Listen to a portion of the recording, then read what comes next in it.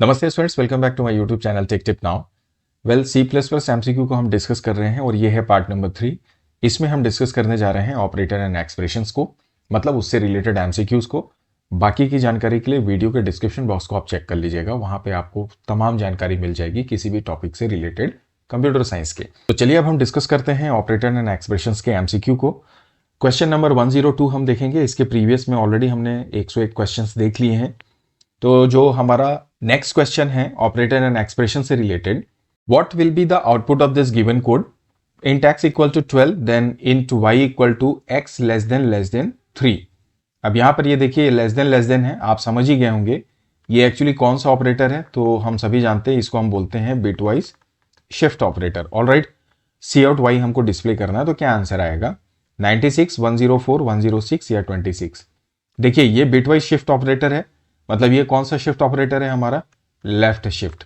और जब लेफ्ट की ओर शिफ्ट होता है तो इसका एक फॉर्मूला है कि जो भी वेरिएबल है, जैसे ये x है, जब लेफ्ट शिफ्ट करोगे तो यहां पर इसमें हम क्या करेंगे, मल्टीप्लाइड बाई मतलब स्टार 2 का पावर, यहां पर जितना हमने वैल्यू डाला है 3, तो ये हो जाएगा 3। तो इसका मतलब ये हो गया 12 इंटू हो गया 2 का पावर 3 8 इक्वल टू हो गया 96। तो इसका आंसर क्या जाएगा, option A 96। This is how we can get the answer.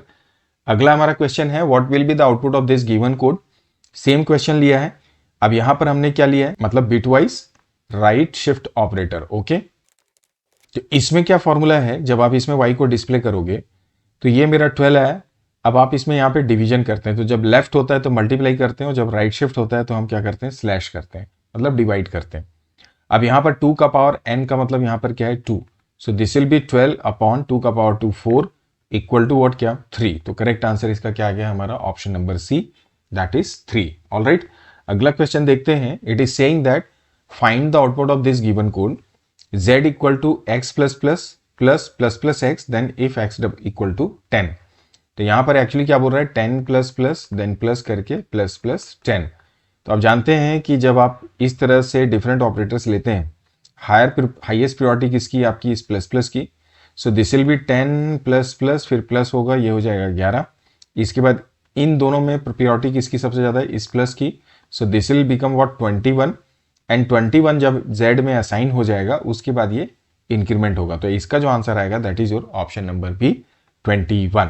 Alright, अगला क्वेश्चन है which of the following operator has highest precedence. अब हाईएस्ट प्रेसिडेंस की बात कर रहा है, किसका सबसे ज्यादा है, शिफ्ट का, पोस्ट फिक्स का, इक्वालिटी का या मल्टीप्लीकेशन। अब शिफ्ट का मतलब ये, पोस्ट फिक्स का मतलब प्लस प्लस या माइनस माइनस, इक्वालिटी मतलब equal to, double equal to, multiply मतलब दिस। तो इन चारों में जो सबसे ज्यादा प्रायोरिटी होती है वो होती है हमारे पोस्ट फिक्स की, जिसको हम यूनरी ऑपरेटर के नाम से भी जानते हैं। ऑलराइट, हम आगे बढ़ते हैं।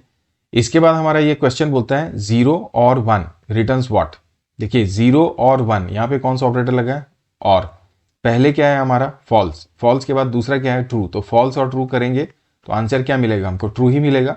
तो करेक्ट आंसर यहाँ पे क्या आएगा, option number B. Select the correct precedence of logical operators. अब देखो यहाँ पे लॉजिकल ऑपरेटर्स है, we all know that not is there, and is there or is there.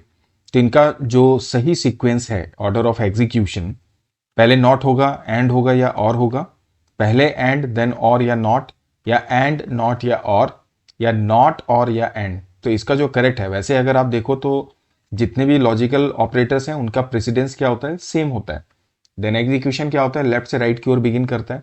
But अगर ये 3 डिफरेंट ऑपरेटर हैं तो आइडियल जो वे है उसमें सबसे पहले नॉट होगा, नॉट के बाद एंड होगा, और एंड के बाद क्या होता है हमारा और ऑपरेटर। राइट, सो इसका मतलब ऑप्शन ए जो है वो यहां पर हम सेलेक्ट करेंगे। अगला हमारा क्वेश्चन है predict the output of this following code fragment if input is given 2000। तो अगर इनपुट 2000 है तो जैसे यहाँ पे वेल है, रिजल्ट है n इक्वल टू 1000 है, इनपुट हम किस में डाल रहे हैं, वेल में डाल रहे हैं। रिजल्ट हमको निकालना है, यहाँ पे बोल रहा है कि n जो कि है 1000 प्लस वैल्यू आपने डाली 2000, तो ये क्या हो गया 3000। उसके बाद में आप देखिए यहाँ पे कंडीशनल ऑपरेटर लगा है, ग्रेटर देन कितना है 750। उसके बाद ये क्वेश्चन मार्क है, कंडीशनल ऑपरेटर है, मतलब ये इफ हो गया। अगर ये कंडीशन ट्रू हो गई तो इसका मतलब आंसर क्या आएगा 400, और अगर नहीं हुआ तो क्या होगा, इसका मतलब आंसर कितना आएगा 200। इसका मतलब 3750 से ज्यादा है तो ऑब्वियसली ये आंसर क्या देगा रिजल्ट में 400। तो करेक्ट आंसर क्या हो गया हमारा, option number A. So this is how we can understand this conditional operator जो यहाँ पे लिखा हुआ है। अगले क्वेश्चन को देखते हैं। It is saying that predict the output of this given code a equal to 3 b equal to 0 C out a is greater than equal to b। तो a is greater than equal to, then and, then plus, then greater than.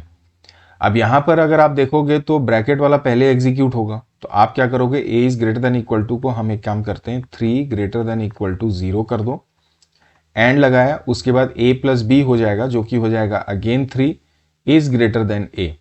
अब आप यहाँ left से execution करेंगे तो ये greater than equal to 0 मतलब ये ट्रू हो गया, और जब ये ट्रू होगा तो एंड का राइट पार्ट भी कंपेयर होगा, जहां पर लिखा है 3 इज ग्रेटर देन a का मतलब क्या था, sorry 3, alright, a plus B भी 3 था तो ये 3 होना चाहिए, तो ये ग्रेटर देन 3 का मतलब ये यहाँ पर क्या आ जाएगा हमारा फॉल्स। तो ट्रू एंड फॉल्स करोगे तो ऑब्वियसली जो आंसर आएगा वो क्या आएगा, फॉल्स आएगा, और फॉल्स को ये रिटर्न करेगा एज ए नंबर, यहाँ पे ट्रू रिटर्न नहीं करेगा, तो जो फॉल्स का रिटर्न करेगा आंसर वो क्या होगा हमारा option number A, that is 0।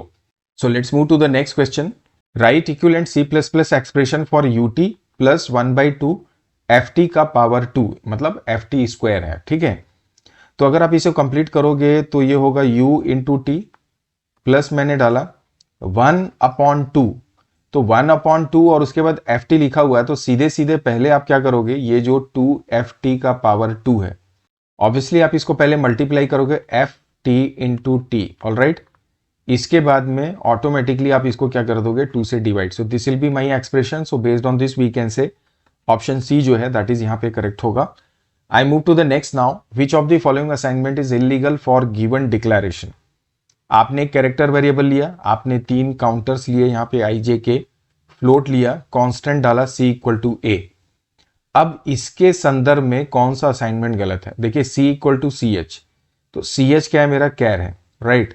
तो देखिए आपने यहाँ पर c को क्या लिया है, कांस्टेंट लिया है, और उसमें आप असाइन कर रहे हो कैरेक्टर की वैल्यू, जो कि नहीं हो सकता। k इक्वल टू वेल आप कर सकते हो, k में इंटीजर है तो वेल कोई दिक्कत नहीं, k इक्वल टू वेल 24 भी कर सकते हो, वैल्यू इक्वल टू 23.55 भी करेक्ट है। गलत आंसर जो होगा दैट इज ऑप्शन नंबर ए, क्योंकि c हमने यहाँ पर क्या लिया है, हमारा कांस्टेंट लिया है।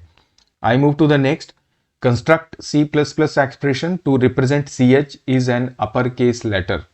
CH जो है अगर अपर केस लेटर हमको चेक करना है, मान लीजिए इफ ही लगाओगे तो आप क्या लोगे, हम जानते हैं कि हमारा जो ASCII इक्विवेलेंट जो A का होता है इट स्टार्ट फ्रॉम 65, और अगर आप ASCII इक्विवेलेंट देखो Z का तो ये एंड होता है 90 पे। इसका मतलब जो हमारा एक्सप्रेशन बनेगा this will be like if, मान लीजिए हमारा ये वेरिएबल CH है तो it should be greater than equal to 65 and CH is less than equal to what your 90, तब ये चेक करेगा कि हाँ भाई हमारा जो कैरेक्टर है वो अपर केस में है। तो करेक्ट आंसर यहाँ पे एंड वाला होगा, ग्रेटर देन 65 90, ऑप्शन बी यहाँ पर करेक्ट होगा। अगले क्वेश्चन को देखते हैं। Given numbers A B C which of the following is correct for printing largest of 3। अब यहाँ पे जितने भी ऑप्शंस दिए हैं यहाँ पर हमने इस्तेमाल किया है किसका, कंडीशनल ऑपरेटर का, राइट। अब कंडीशनल ऑपरेटर का मतलब क्वेश्चन मार्क कोलन। अब यहाँ पर ये नेस्टेड इफ की बात कर रहा है, तो पहले तो मैं इसका एक्सप्रेशन बनाता हूँ कि इन जनरल जब आप लिखते हो तो if A is greater than C करते हो, इसके अंदर नेस्टिंग में जाके आप लिखते हो sorry A is greater than B, then इसके अंदर जाके आप लिखते हो A is greater than C, तो आंसर आएगा ए, एल्स आप क्या कर देते हो कि आंसर होगा सी, राइट, क्योंकि हमने बी को ऑलरेडी कंपेयर किया। अब इसके बाद यहाँ पर आप एल्स करोगे, इसके बाद में आप क्या कंपेयर करते हो इसके अंदर जाके, if your B is greater than C, तो आंसर बी, अगेन एल्स लगा के आंसर सी। तो सबसे पहले तो यहाँ पे ए इज ग्रेटर देन बी हो रहा है, तो ये चारों में है, बिल्कुल ठीक है। कोलन लगा के उसके बाद ब्रैकेट में हमने चेक किया, मतलब ब्रैकेट क्यों डाला, क्योंकि हमको इनर करना है, ठीक है। तो ए इज ग्रेटर देन सी किया, यहाँ पर ये भी ठीक चल रहा है, ये भी ठीक है, ये भी ठीक है, ये भी ठीक है। इसके बाद में बोलता है कि अगर ये कंडीशन सही होगी तो हमारा आंसर क्या आएगा, ए आएगा, अदरवाइज आंसर क्या आएगा, सी आएगा। तो आप यहाँ पे देखो क्वेश्चन मार्क के बाद ए कोलन सी कोलन कर दिया, तो ये तो गलत हो गया, ए कोलन सी कोलन तो हो नहीं सकता, क्योंकि ट्रू फॉल्स फिर कहाँ से ये एक्सप्रेशन आ गया। तो यहाँ पर देखो इसने बोला ट्रू और फॉल्स रिजल्ट ये आया, फिर कोलन डाला, ये कोलन किसके बिहाफ में आया, जब आपका ये बी जो कंपेयर किया इसका एल्स पार्ट, ये इसका ट्रू पार्ट हो गया और ये इसका एल्स पार्ट हो गया। तो बेस्ड ऑन दिस फिर ये बी से सी को कंपेयर कर रहा है, अगर ये ट्रू होगा तो बी, अदरवाइज वापस से सी। तो करेक्ट आंसर यहाँ पर क्या होगा हमारा option number A, right. I move to the next now. predict the output of this given code x equal to plus plus y plus 2 into y, और if के y की वैल्यू क्या दिया है 6 दिया है, तो मैंने लिया plus plus Y then plus लगा के 2 into Y, this is my 2। तो देखिए इस पूरे एक्सप्रेशन में पहले ये प्रीफिक्स होगा, मतलब वाई की वैल्यू इंक्रीमेंट हो जाएगी, जब ये इंक्रीमेंट होगी 6 से तो ये हो जाएगी 7 प्लस, अब इंक्रीमेंट होने के बाद ये वहाँ पर 2 इंटू वाई करेगा, प्लस से पहले मल्टीप्लाई होगा, तो 7 में ये 2 मल्टीप्लाई होगा, ये होगा 14, और जब इसको आप ऐड करोगे तो आंसर क्या आ जाएगा 21। तो the correct answer is option number B, right. तो चलिए इस क्वेश्चन को एक बार कोड ब्लॉक में रन भी कर लेते हैं सो दैट हमको और क्लैरिटी मिल जाएगी। So you can see this is my code block, यहाँ पर ये मैंने कोड लिखा हुआ है, और अब इस कोड को मैं डायरेक्ट यहाँ पे रन करता हूँ, बिल्ट एंड रन करके देखते हैं। तो you can notice it is showing us 21, so this is how we can get the answer. अगले क्वेश्चन को देखते हैं, that is what will be the output of this given code 6.7 mod 5.2। अब आप फ्लोट का रिमाइंडर निकालने की कोशिश कर रहे हो, तो जब आप इसे एग्जीक्यूट करोगे तो ये सीधे सीधे होगा ही नहीं, आपको ये एरर शो कर देगा, क्योंकि मॉड को हम लोग यूज करते हैं किसके साथ, इंट के साथ में, तो it is restricted in C++। आप चाहें तो इसे भी एक बार प्रयास करके देख सकते हैं। मैं सीधे यहाँ पर कोई भी फ्लोट वैल्यू ले लेता हूँ 8.9, देन हमने बोला मॉड लगाइए आप, तो मैंने शिफ्ट मॉड किया, देन मैंने बोला से फॉर एग्जांपल 5.2। आप इसे एक बार रन करके देखिए, build and run, it is showing us what error, right? So this is how we can get the answer, ये error show करेगा। Now the next is saying evaluate the followings int a comma b equal to 2 k equal to 4। अब इसके बाद यहाँ पर ये दिया हुआ है एक्सप्रेशन, इसको हमको सॉल्व करना है, हम सीधे इसको ऑपरेट करते हैं और आंसर फाइंड करते हैं।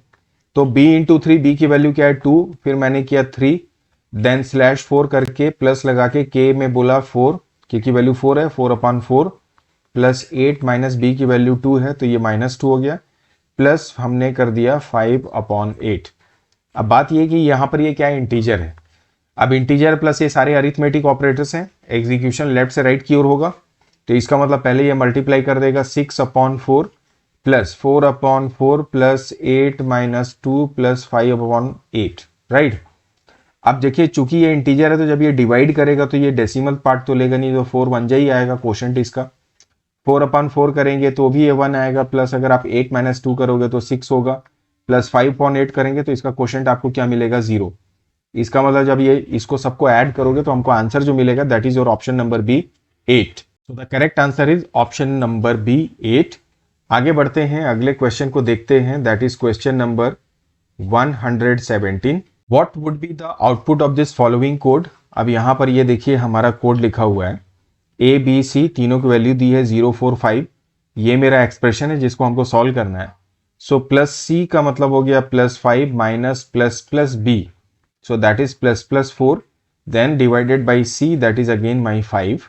अब क्या होगा, ये तो +5 पॉजिटिव ही होगा, माइनस करेंगे, ये इंक्रीमेंट हो जाएगी, बी की वैल्यू हो जाएगी 5/5, ये होगा +5 minus 1 equal to what 4।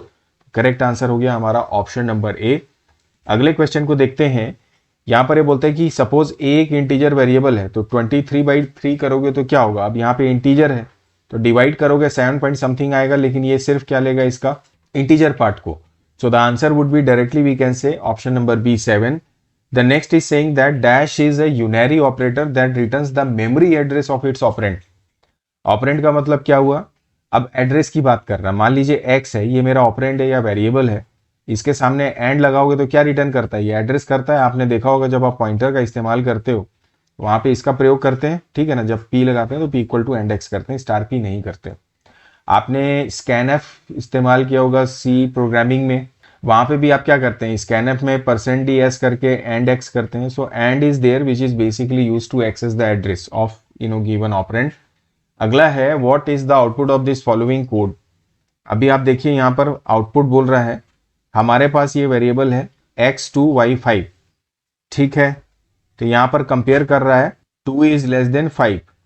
So 2 is less then 5 क्या है मेरा, यहाँ पर ये कंडीशन ट्रू है, ट्रू है, इसका मतलब ये क्या रिटर्न कर रहा है, ये एक्सप्रेशन। सो x की वैल्यू क्या हो जाएगी 5 + 2 7 रिटर्न हो जाएगी। उसके बाद जब ये रिटर्न करेगा तो ये पूरा पार्ट ही गायब हो जाएगा, और चूंकि वैल्यू रिटर्न हो रही, कुछ आउटपुट नहीं आ रहा है, तो जब आप इस कोड को रन करोगे तो ऑब्वियसली कुछ भी डिस्प्ले में नहीं आएगा। तो ना ही Z2 दिखाएगा, Z1 Z2 भी नहीं दिखाएगा, कंपाइलेशन भी नहीं होगा, करेक्ट है, मतलब ये एरर भी नहीं आएगा। करेक्ट आंसर आएगा option number D, that is none of this. इस क्वेश्चन को एक बार हम रन करके देखते हैं कोड ब्लॉक में। यू कैन सी मैंने ये कोड यहाँ पे लिखा हुआ है, आपको स्क्रीन पे दिखाई दे रहा होगा। चलिए इसे एग्जीक्यूट करते हैं।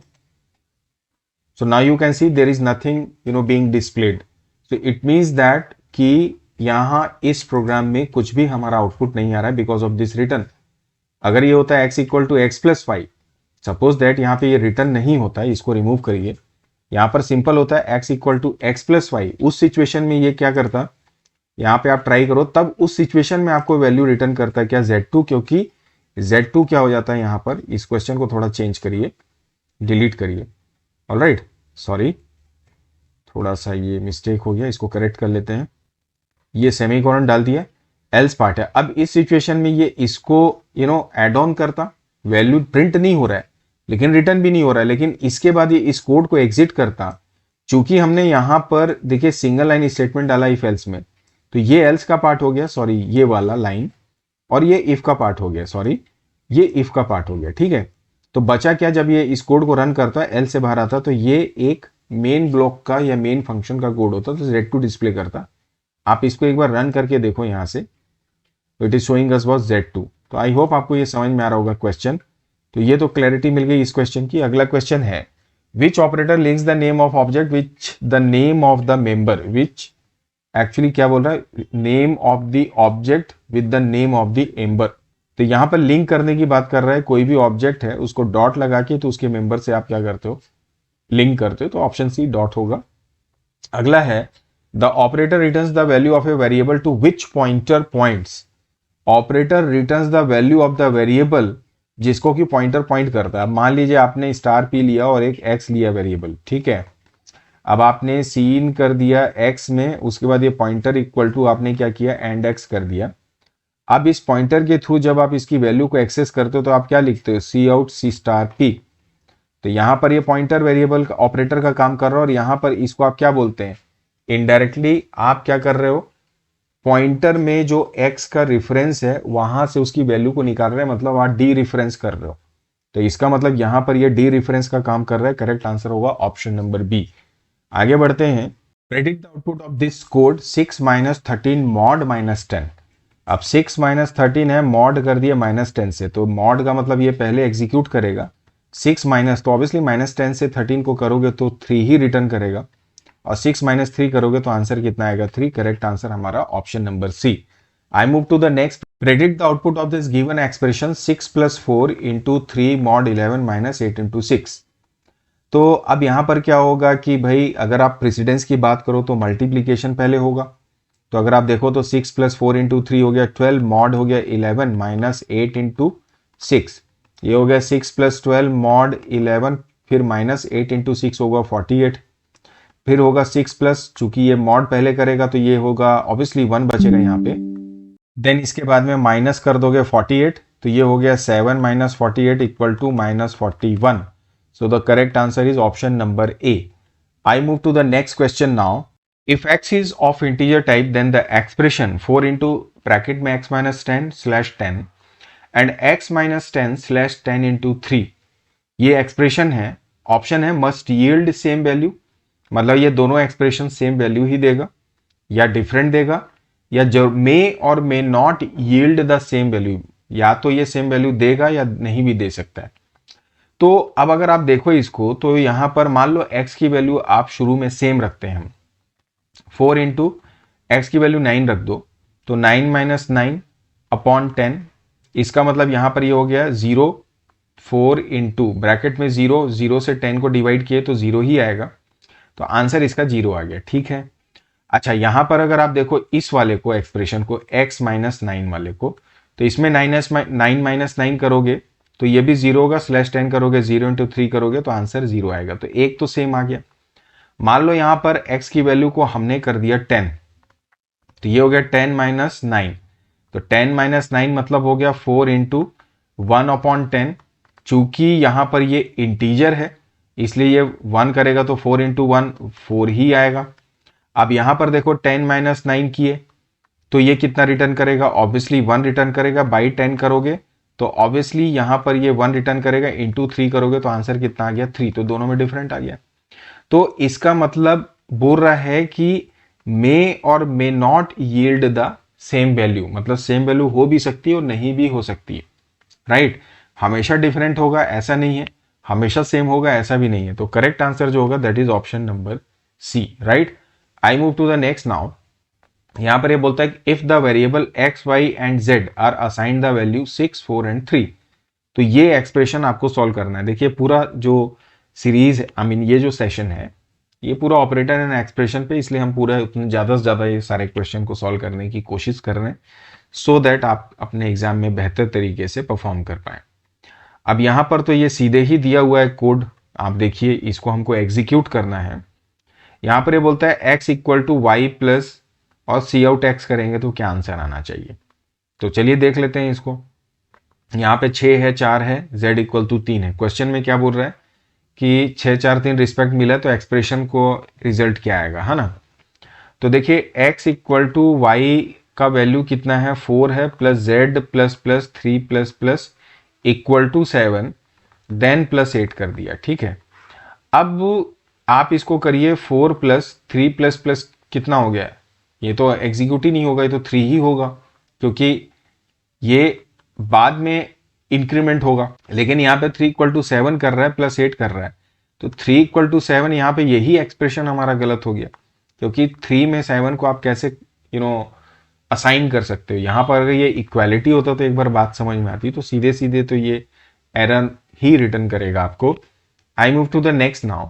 यहाँ पर ये बोलता है x plus 10 and y plus z, the second expression y plus z is evaluated if, देखिए एंड ऑपरेटर लगा है और यहाँ पे लिखा है x प्लस 10, तो अगर ये कंडीशन या जो हमारा ये जो एक्सप्रेशन है जब ये ट्रू होगा तभी ये आगे बढ़ेगा, क्योंकि एंड में जब पहला पार्ट ट्रू है तब वो नेक्स्ट को चेक करेगा कि वो ट्रू है कि फॉल्स है।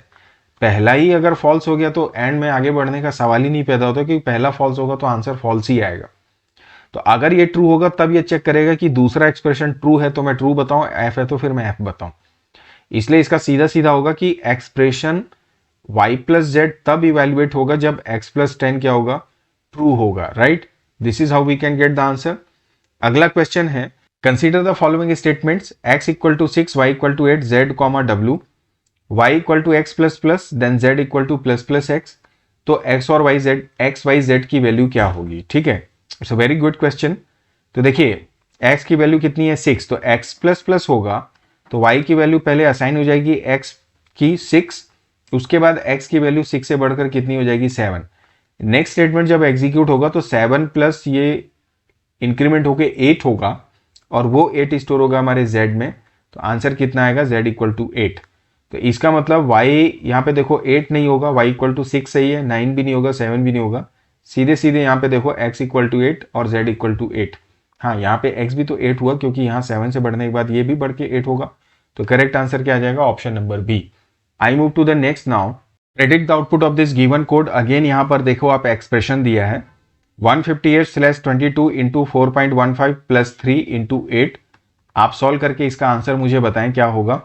एक बात मैं आपको बता दूं कि ये जो एक्सप्रेशन है यहाँ पर कहीं पे भी ये मेंशन नहीं है कि ये इंटीजर है कि फ्लोट है। तो जब इस तरह से कोई एक्सप्रेशन दिया रहता है जहाँ पे अलग से इंटीजर की कोई बात नहीं हो, वेरिएबल की कोई बात ना हो, तो यहाँ पर एक कॉन्सेप्ट इंप्लीमेंट होता है जिसको हम लोग बोलते हैं टाइप प्रमोशन, जिसको हमने लास्ट टाइम एमसीक्यू में देखा भी है कि किसी एक्सप्रेशन में लोअर ऑर्डर की जो वैल्यू रहती है हाई ऑर्डर में चेंज हो जाती है। तो जैसे यहाँ पे ये इंटीजर है, लेकिन जब आप देखो यहाँ डेसिमल है, यहाँ डिवीजन होगा तो ये पूरा होगा और ये कंप्लीट हो जाएगा। हालांकि देखो ये इंटीजर करेगा तो ये 7 समथिंग आएगा या 7 लेगा, लेकिन ये जब डेसिमल से मल्टीप्लाई होगा और डेसिमल होगा जो ऑटोमेटिकली फाइनली जाके डेसिमल में ही कन्वर्ट होगा। तो उस बेसिस पे आप इसको सॉल्व करेंगे तो डेसिमल में इसका आंसर आएगा। आप ट्राई करिएगा क्या हो सकता है। I move to the next now. Which of the following C++ operator has the highest precedence. अब देखिए मॉड है, शिफ्ट ऑपरेटर है, नॉट इक्वल टू और इक्वल टू असाइनमेंट तो सबसे लो होता है। अब अरिथमेटिक, शिफ्ट और आपके पास क्या बच गया यहाँ पर, ये क्या हो गया मेरा अरिथमेटिक, ये है मेरा शिफ्ट ऑपरेटर और ये मेरा है क्या आपका नॉट ऑपरेटर, ठीक है। अब यहाँ पर आप देखोगे कि इन तीनों में अगर आप कंपेयर करोगे तो शिफ्ट की प्रेसिडेंस सबसे ज्यादा है, तो ऑप्शन बी जो है वो यहाँ पे करेक्ट होगा। I move to the next now. It is saying that A की वैल्यू 34 है, बी की 45 और सी है, 3 वेरिएबल हैं। तो C equal to A double equal to B अगर आप करोगे तो क्या आंसर आएगा? तो A double equal to B करोगे तो यहाँ पे फॉल्स हो जाएगा। तो सी इक्वल टू फॉल्स का मतलब यहाँ पर ही आ जाएगा 0। एग्जीक्यूट करेंगे, आंसर इसका मिल जाएगा आपको option A. I move to the next now. यहाँ पर ये बोलता है what will be the output of this given code x, y x equal to 50। अब ये कंडीशनल ऑपरेटर देखिए फिर से आ गया और ये नेस्टेड इफ है। इसका डिटेल एक्सप्लेनेशन पहले मैंने शुरुआत में दिया था। अब हम इसे डायरेक्ट एग्जीक्यूट करते हैं। देखिए इसका मतलब क्या है, x इज ग्रेटर देन 10, उसके बाद यहाँ पे देखो ब्रैकेट लगा है, इसका मतलब बोल रहा है इसके अंदर ये फिर चेक करेगा लेस देन इक्वल टू 30। अगर ये ट्रू होगा तो आंसर 20, एल्स ये करेगा आंसर 40। और चूंकि ये देखो ये इफ है और ये इफ हो गया, तो ये इफ एल्स इससे जुड़ा हुआ है, और ये अगर गलत होगा तो यहां पर ये बोलता है एल्स आंसर क्या आएगा 60। तो यहां पर ये बोला 50, तो 50 इज ग्रेटर देन 10 अंदर गया, 50 is less than equal to 30 बिल्कुल नहीं है, तो यहां पर इसकी वैल्यू कितनी असाइन हो जाएगी आपकी 40, राइट। तो सीधे सीधे आंसर किसका आ जाएगा क्या, C equal to 40। This is the correct one. I move to the next now. Find the output int x, y, z, r, x equal to 6 then r equal to, ये मेरा expression है, इसको solve करेंगे तो क्या answer आएगा। चलिए इसको बनाते हैं। मैं यहाँ पे एक्सप्रेशन डालता हूँ, पहले ब्रैकेट डाला है, प्लस इक्वल टू 3 कर दिया, देन प्लस किया z equal to y equal to x। तो देखिए x की वैल्यू यहाँ पर कितनी है 6, तो इसमें चूंकि ये ब्रैकेट पहले लेफ्ट वाला एग्जीक्यूट होगा तो x equal to x plus 3 कर देगा, तो x की वैल्यू अब कितनी आ जाएगी 6 प्लस 3 9। इसका मतलब यहाँ पर x में आ जाएगा 9। इसके बाद जब ये एग्जीक्यूट करेगा ये हो गया 9 प्लस, चूंकि x में हमने असाइन किया तो ये 9 है, ये 9 असाइन होगा y में और y से z में असाइन हो जाएगा 9। सो फाइनली यहाँ पे रिजल्ट आएगा 9 और 9 प्लस 9 करोगे तो 18। तो करेक्ट आंसर क्या आ गया इसका, option number D. I move to the next question, that is last question of this particular video. If a equal to 5 and b equal to 9 then what will be the result of a का cap बी। तो यहां पर ये जो है this is representing XOR operator. तो इस सिचुएशन में क्या है 5 का पहले तो आप इक्विवेलेंट निकालो, तो इसका जो बाइनरी इक्विवेलेंट होगा सो दिस विल बी, जैसे 5 का अगर आप बोलोगे तो 5 का होगा 101, और अगर आप 9 का देखें सो दिस इज 1001, राइट। अब इसके सामने आप 0 लगा दो। अब एक्सऑर में क्या रहता है कि जब दोनों सेम रहेगा तो वो 0 हो जाएगा, तो ये भी 0 हो जाएगा, ये 101 होगा, ये 1011 हो जाएगा। तो अब 110 जो आया ये इसका रिजल्ट आया, जिसका कि डेसिमल इक्विवेलेंट होगा, you can check it, this will be 12। आप अपनी एंड से एक बार आप इसे चेक भी कर सकते हैं। तो जो करेक्ट आंसर होगा that is your option number C. तो purpose of this question to understand XOR operator, I hope आपको ये समझ में आएगा। So this is how we all can understand C++ से रिलेटेड कुछ इंपॉर्टेंट ऑपरेटर एंड एक्सप्रेशन से रिलेटेड क्वेश्चन। आई होप कि डेफिनेटली ये भी आपको सारे क्वेश्चंस हेल्प करेंगे ऑब्वियसली C++ बेस्ड एग्जाम की प्रिपरेशन के लिए। चलिए जल्दी मिलते हैं नए सेशन में, नए चैप्टर, नए सॉल्यूशन, नए कॉन्सेप्ट के साथ में। नेक्स्ट जो वीडियो होगा उसमें फर्दर हम फिर अगले कॉन्सेप्ट के साथ डिस्कशन अपना करेंगे। Thank you for watching this video.